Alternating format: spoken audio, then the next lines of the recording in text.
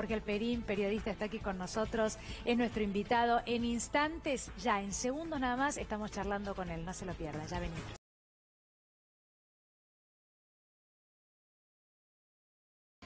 Bueno, lo presentaba Dani antes de irnos a la pausa. Jorge Alperín está con nosotros. Gracias, Jorge. Un placer para mí también. Jorge, este gobierno tiene un 30% que lo apoya. Ahora ese 30%, ¿no se da cuenta de las señales de este modelo económico que va en detrimento, por lo menos del sector del trabajo?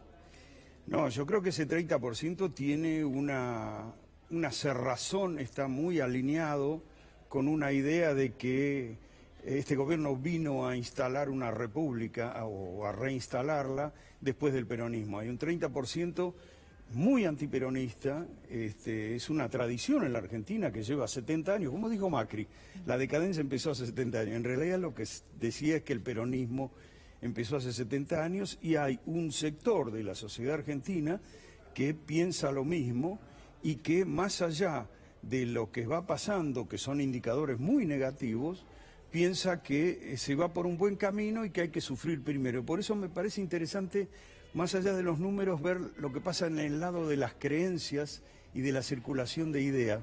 Vos fíjate, hay tres tipos de explicaciones en la calle, en los medios, en las redes sociales, de por qué estamos en esta crisis. Una explicación dice que es por la herencia recibida, es decir, por los errores, los desastres del gobierno anterior.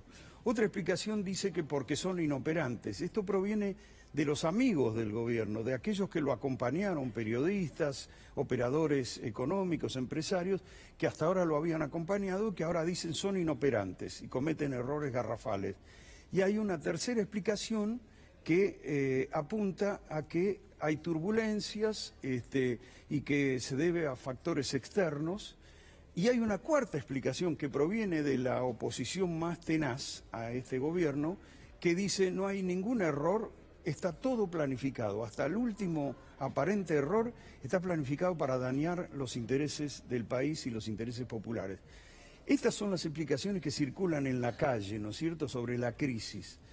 Ahora, cuando hablan de la oposición en términos de banda mafiosa y criminal. O sea, que todas las anteriores explicaciones aluden a un proceso democrático de errores garrafales o de planes que favorecen a los ricos, es decir, de una acción dentro de los términos de la democracia.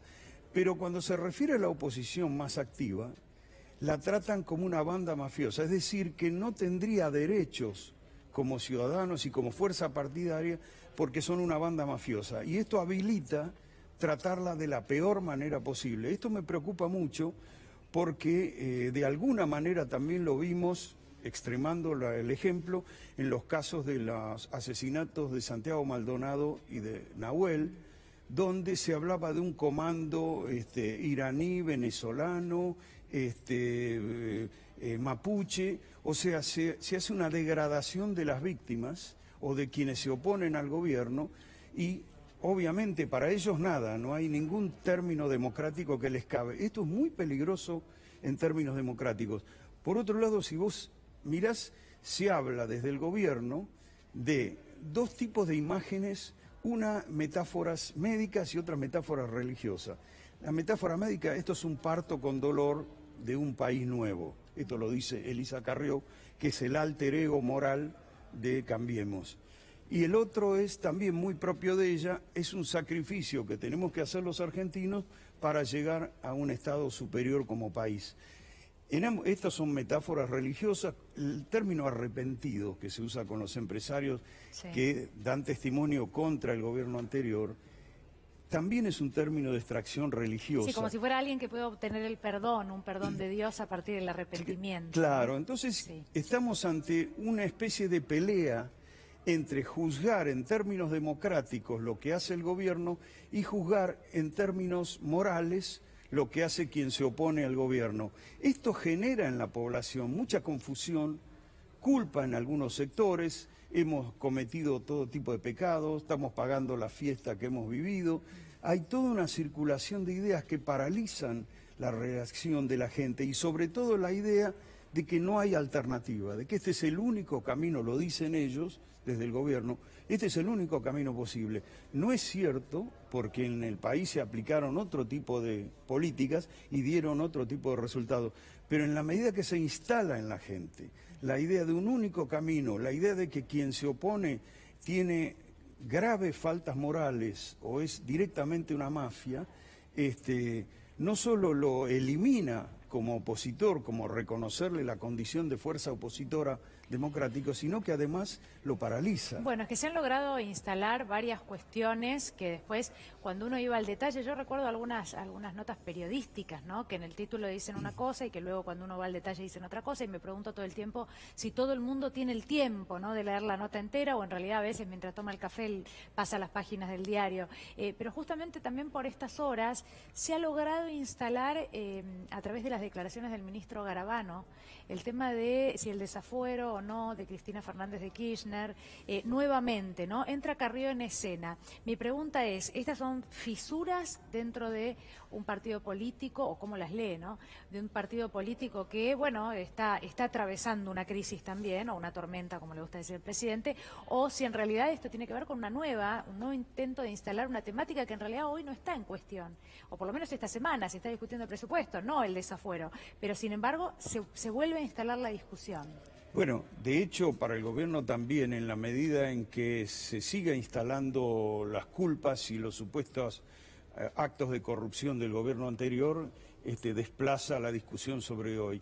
Además, desplaza la discusión sobre políticas, esto también es muy importante. Cuando mucha gente dice, esto es un desastre, pero lo otro es peor.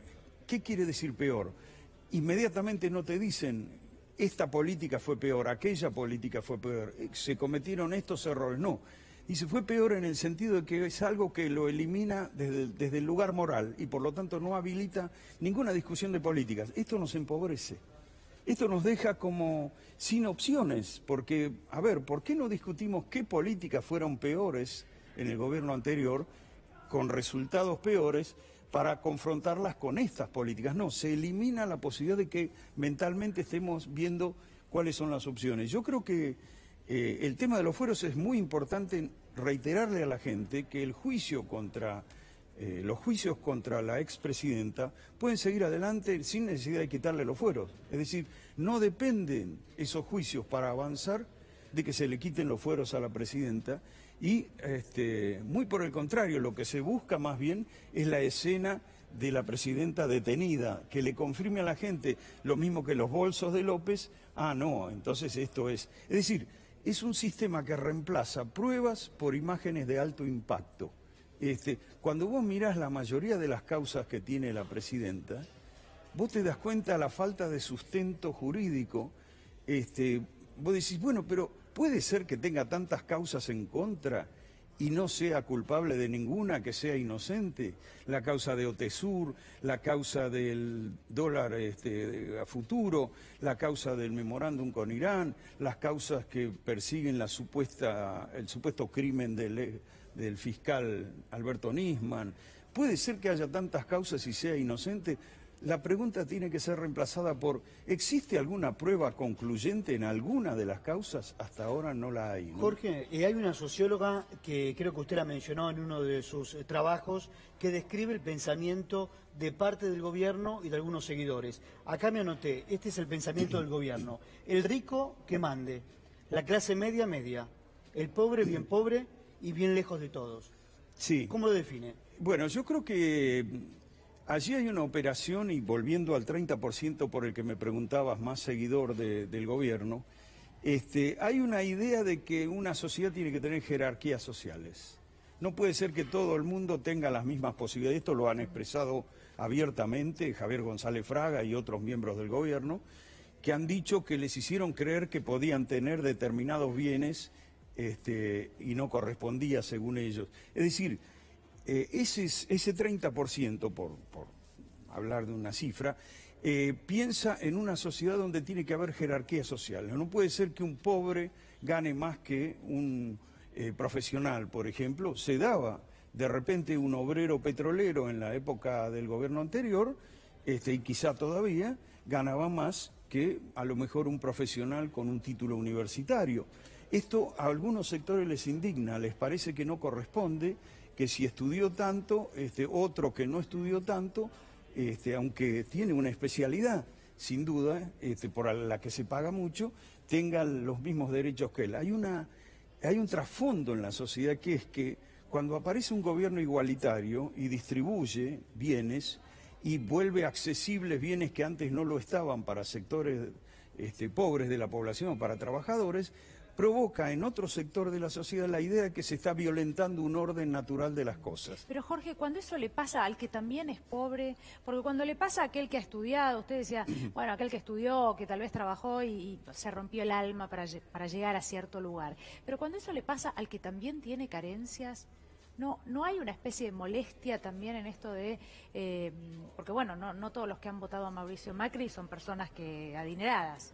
Claro. No podemos decir esto. ¿Y qué pasa con esa gente? Bueno, vos te referís a cuando el pobre también asume esas ideas como si fueran propias. Sí, claro, y que al otro que también es pobre, o que recibió un beneficio como el fútbol para todos, por ejemplo, y sin embargo no le bueno, parecía... esto tiene que ver con una fractura social que se produjo en la Argentina en el último cuarto del siglo pasado, a partir de la dictadura prácticamente.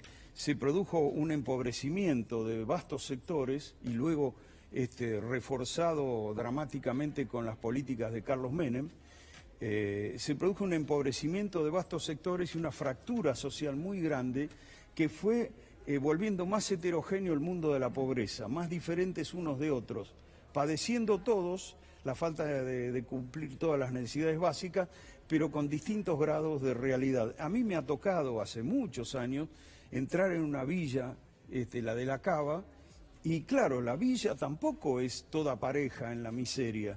En el borde de La Cava, por lo menos en ese tiempo, había casas de material donde tenían una cantidad de electrodomésticos, de bienes, calefaccionaban su casa, etcétera. Y en ese borde que estaba mejor relativamente de la casa, me decían, bueno, acá somos toda gente de trabajo, pero en el fondo de la villa los negros que viven ahí se drogan y roban. Y yo hice el ejercicio de llevar a esa persona que me acompañara, yo venía de afuera, hasta el fondo de la villa donde encontramos una familia viviendo al lado de la quema, del basural, digamos. Y contaba su realidad, y era una realidad de gente de trabajo con changas que tiene inestabilidad del empleo y entonces los ingresos son magros. Entonces esa otra persona de la villa era como un aprendizaje que estaba haciendo de su par, a quien consideraba un negro dispuesto a robar y a drogarse. Quiero decir que la fractura social hizo que algunos sectores dentro de la pobreza también asumieran las ideas de otros sectores más socialmente mejor, más acomodados, y entonces repiten ciertos esquemas, y creo que esto se tradujo en el voto de 2015 y seguramente en 2017 también, ¿no? Más allá de errores que se cometieron también, pero sin duda pasó una cosa, los gobiernos de Néstor Kirchner y Cristina generaron millones de puestos de trabajo, pero muchos de esos puestos de trabajo son puestos poco calificados, con ingresos que no llegan a cubrir las necesidades totales. Por ejemplo, un repositor de supermercado, sí, un hombre que cuida un estacionamiento privado. Por ahí los salarios de puestos en negro, que en promedio ganan la mitad de los puestos en blanco, no cubrían sus necesidades. Y entonces se creaban dos velocidades de trabajadores. El trabajador que estaba en blanco y que a lo mejor tenía un ingreso importante, que incluso sufría el gravamen del impuesto a las ganancias y lo enojaba mucho, y el trabajador más vulnerable, que ganaba poco y que era visto por parte de los trabajadores formales, que ganaban más y que pagaban impuestos a las ganancias, como un vago que se beneficia de los planes sociales. Ahí se quebró la cohesión y la solidaridad de los sectores vulnerables y adoptaron ideas meritocráticas, digamos, ¿no? Jorge, ¿y cómo lo definiría el presidente, sabiendo que no viene del mundo de la política? ¿Cómo lo razonamos a Macri? Claro, yo creo que es un hombre con una baja cultura política, autoritario. Creo que es un hombre muy inclinado a maltratar a la oposición, al que se le opone. De hecho, es perseguidor. Yo soy, entre muchos colegas, víctima inicial prácticamente. Integrábamos los medios públicos y fueron lo primero que fueron a podar por razones obviamente ideológicas, ¿no? Y es un hombre muy inclinado a la persecución, ¿no? A calificar negativamente a quien se le opone, a quien lo critica, y a perseguirlo y buscar todos los instrumentos para perseguir. Creo que es un hombre que los cursos de democracia todavía los tiene pendientes. Bueno, hace unos días nosotros mencionábamos, ayer o antes de ayer fue, ¿no? El tuit que subió durante el fin de semana el presidente de la Nación a su cuenta, donde hablaba de aislar a las personas envilecidas en la sociedad. ¿A las personas? Envilecidas. Eso es envenenar el ambiente, precisamente, ¿no? Primero que es un término muy feo, que alguien lo encontró incluso en el libro Mi lucha de Hitler, pero no creo que ni él mismo lo haya tomado de ese libro, no lo veo muy inclinado a leer, pero es un término muy venenoso, el mismo término, porque genera persecución. Es decir, si hay gente vil, fíjense, yo hablaba de los juicios morales que se hacen, ¿no? Y que de los cuales Elisa Carrió es el alter ego, ¿no? Juzga, condena, dice, lo acaba de decir de nuevo, que más allá de que no la dejaran asumir en esa comisión, ella es la fiscal de la República, se erige en tal, nadie le dio esa función y administra juicios morales lapidarios contra aquellos que no le gustan, contra los opositores, incluso con algunos aliados del gobierno. Bueno, esto es una cosa que hace permanentemente el gobierno. Como yo les explicaba en los ejemplos que di antes, el gobierno le falta una fe democrática al punto que denigra y luego persigue y hace que construye consenso alrededor de que ese tipo no merece los respetos que merece un ciudadano, ¿no? Entonces, para mí me parece muy peligroso y sobre todo en la medida que se agudiza la crisis, tengo mucho miedo de que empeore esa condición de perseguidor Jorge, que tiene el gobierno. En 10 segundos, pero tenemos que ir. ¿Qué opinión tiene de los desencantados? Esa porción que lo votó a Macri, pero ahora está repetida. Ajá. Corto, por favor. Sí, esa porción que lo votó a Macri está arrepentida, creo que todavía no encuentra una alternativa.